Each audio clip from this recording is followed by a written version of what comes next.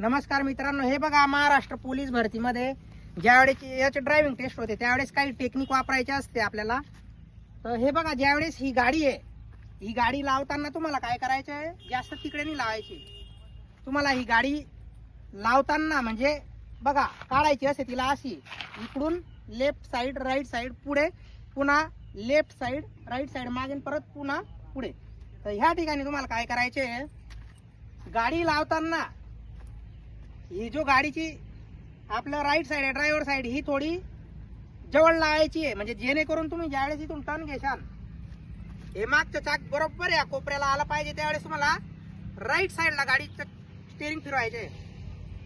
नंतर ज्यावेळेस तुम्ही राईट साईड स्टेअरिंग फिरवलं तर लगेच तुम्हाला लेफ्ट साईडच्या ग्लासमध्ये बघायचे, साईड मिररमध्ये तो कोपरा बघायचा आहे.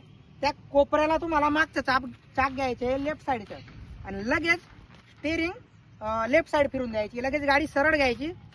अशी गाडी आणली का लेफ्ट साईडचं जे टायर आहे मागचं, ते ह्या कोपऱ्याला आलं पाहिजे, ह्या कोण्याला. इथं जसं आलं चाक, पण त्यावेळेस तुम्हाला काय करायचं, या साईडला थोडीशी गाडी जवळून घ्यायची.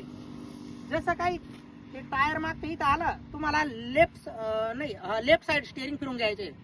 नंतर लेफ्ट साईडच्या मिररमध्ये तो कोपरा बघायचा आहे. तो कोपरा बघितला का ते चाक मागचं त्या कोपऱ्याला आला पाहिजे.